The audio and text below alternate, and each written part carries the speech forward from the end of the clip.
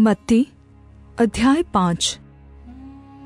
वह भीड़ को देखकर पहाड़ पर चढ़ गया और जब बैठ गया तो उसके चेले उसके पास आए और वह अपना मुंह खोलकर उन्हें यह उपदेश देने लगा, धन्य है वे जो मन के दीन हैं, क्योंकि स्वर्ग का राज्य उन्हीं का है। धन्य है वे जो शोक करते हैं, क्योंकि वे शांति पाएंगे। धन्य है वे जो नम्र हैं, क्योंकि वे पृथ्वी के अधिकारी होंगे। धन्य हैं वे जो धार्मिकता के भूखे और प्यासे हैं, क्योंकि वे तृप्त किए जाएंगे। धन्य हैं वे जो दयावंत हैं, क्योंकि उन पर दया की जाएगी। धन्य हैं वे जिनके मन शुद्ध हैं, क्योंकि वे परमेश्वर को देखेंगे। धन्य हैं वे जो मेल करवाने वाले हैं, क्योंकि वे परमेश्वर के पुत्र कहलाएंगे। धन्य हैं वे जो धार्मिकता के कारण सताए जाते हैं, क्योंकि स्वर्ग का राज्य उन्हीं का है।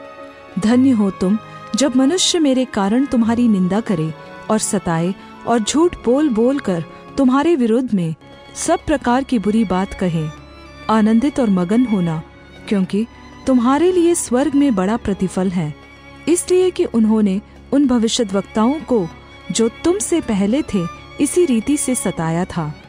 तुम पृथ्वी के नमक हो, परंतु यदि नमक का स्वाद बिगड़ जाए तो वह फिर किस वस्तु से नमकीन किया जाएगा? फिर वह किसी काम का नहीं, केवल इसके कि बाहर फेंका जाए और मनुष्यों के पैरों तले रौंदा जाए। तुम जगत की ज्योति हो।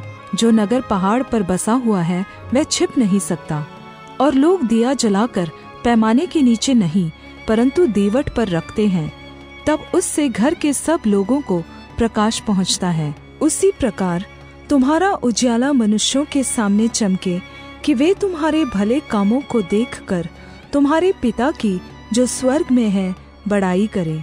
यह न समझो कि मैं व्यवस्था या भविष्यद्वक्ताओं की शिक्षाओं को लोप करने आया हूँ। लोप करने नहीं परंतु पूरा करने आया हूँ, क्योंकि मैं तुमसे सच कहता हूँ कि जब तक आकाश और पृथ्वी टल न जाए तब तक व्यवस्था से एक मात्रा या बिंदु भी बिना पूरा हुए नहीं टलेगा। इसलिए जो कोई इन छोटी से छोटी आज्ञाओं में से किसी एक को तोड़े और वैसा ही लोगों को सिखाए, वह स्वर्ग के राज्य में सबसे छोटा कहलाएगा। परंतु जो कोई उनका पालन करेगा और उन्हें सिखाएगा, वही स्वर्ग के राज्य में महान कहलाएगा। क्योंकि मैं तुमसे कहता हूँ कि यदि तुम्हारी धार्मिकता शास्त्रियों और फरीसियों की धार्मिकता से बढ़कर न हो तो तुम स्वर्ग के राज्य में कभी प्रवेश करने न पाओगे। तुम सुन चुके हो कि पूर्व काल के लोगों से कहा गया था कि हत्या न करना, और जो कोई हत्या करेगा वह कचहरी में दंड के योग्य होगा। परंतु मैं तुमसे यह कहता हूँ कि जो कोई अपने भाई पर क्रोध करेगा वह कचहरी में दंड के योग्य होगा, और जो कोई अपने भाई को निकम्मा कहेगा वह महासभा में दंड के योग्य होगा, और जो कोई कहे अरे मूर्ख, वह नरक की आग के दंड के योग्य होगा। इसलिए यदि तू अपनी भेंट वेदी पर लाए और वहां तू स्मरण करे कि मेरे भाई के मन में मेरी ओर से कुछ विरोध है, तो अपनी भेंट वहीं वेदी के सामने छोड़ दे और जाकर पहले अपने भाई से मेल मिलाप कर, और तब आकर अपनी भेंट चढ़ा। जब तक तू अपने मुद्दई के साथ मार्ग में है, उससे झटपट मेल मिलाप कर ले। कहीं ऐसा न हो कि मुद्दई तुझे न्यायाधीश को सौंपे और न्यायाधीश तुझे सिपाही को सौंप दे और तू बंदीगृह में डाल दिया जाए। मैं तुमसे सच कहता हूँ कि जब तक तू पाई पाई चुका न दे, तब तक वहां से छूटने न पाएगा। तुम सुन चुके हो कि कहा गया था व्यभिचार न करना, परंतु मैं तुमसे यह कहता हूँ कि जो कोई किसी स्त्री पर कुदृष्टि डाले वह अपने मन में उससे व्यभिचार कर चुका।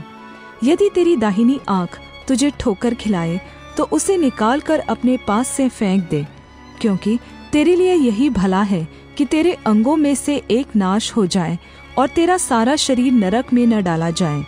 और यदि तेरा दाहिना हाथ तुझे ठोकर खिलाए तो उसको काट कर अपने पास से फेंक दे, क्योंकि तेरे लिए यही भला है कि तेरे अंगों में से एक नाश हो जाए और तेरा सारा शरीर नरक में न डाला जाए। यह भी कहा गया था, जो कोई अपनी पत्नी को त्याग दे तो उसे त्यागपत्र दे। परंतु मैं तुमसे यह कहता हूँ कि जो कोई अपनी पत्नी को व्यभिचार के सिवा किसी और कारण से तलाक दे तो वह उससे व्यभिचार करवाता है, और जो कोई उस त्यागी हुई से विवाह करे वह व्यभिचार करता है। फिर तुम सुन चुके हो कि पूर्व काल के लोगों से कहा गया था, झूठी शपथ न खाना, परंतु परमेश्वर के लिए अपनी शपथ को पूरी करना। परंतु मैं तुमसे यह कहता हूँ कि कभी शपथ न खाना, न तो स्वर्ग की, क्योंकि वह परमेश्वर का सिंहासन है, न धरती की, क्योंकि वह उसके पाँव की चौकी है, न यरूशलेम की, क्योंकि वह महाराजा का नगर है। अपने सिर की भी शपथ न खाना, क्योंकि तू एक बाल को भी न उजला न काला कर सकता है, परंतु तुम्हारी बात हाँ की हाँ या नहीं की नहीं हो, क्योंकि जो कुछ इससे अधिक होता है वह बुराई से होता है। तुम सुन चुके हो कि कहा गया था कि आँख के बदले आँख और दांत के बदले दांत, परंतु मैं तुमसे यह कहता हूँ कि बुरे का सामना न करना, परंतु जो कोई तेरे दाहिने गाल पर थप्पड़ मारे उसकी ओर दूसरा भी फेर दे। और यदि कोई तुझ पर मुकदमा करके तेरा कुर्ता लेना चाहे तो उसे अंगरखा भी ले लेने दे। और जो कोई तुझे कोस भर बेगार में ले जाए तो उसके साथ 2 कोस चला जा। जो कोई तुझसे मांगे उसे दे, और जो तुझसे उधार लेना चाहे उससे मुंह न मोड़।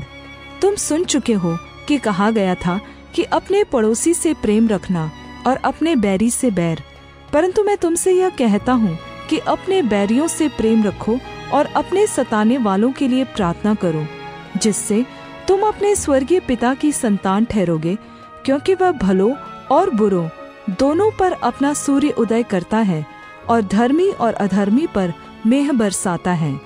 क्योंकि यदि तुम अपने प्रेम रखने वालों ही से प्रेम रखो तो तुम्हारे लिए क्या लाभ होगा? क्या चुंगी लेने वाले भी ऐसा ही नहीं करते? और यदि तुम केवल अपने भाइयों को ही नमस्कार करो तो कौन सा बड़ा काम करते हो?